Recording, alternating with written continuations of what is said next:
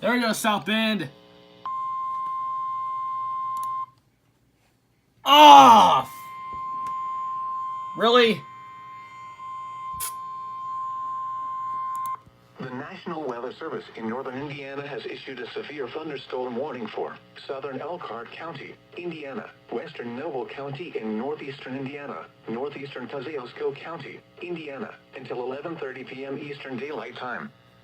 At 10:49 p.m. Eastern Daylight Time, a severe thunderstorm was located over Wakarusa, or near Napanee, moving southeast at 35 miles per hour. Hazard, quarter-size hail. Source, radar indicated. Impact, damage to vehicles is expected.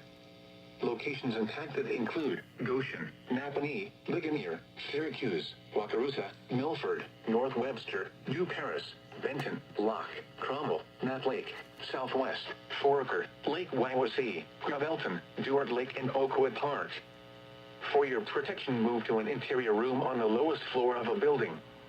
Repeating, a severe thunderstorm warning has been issued until 11:30 p.m. Eastern Daylight Time for the following counties in Indiana: Elkhart, Kosciuszko, and Noble.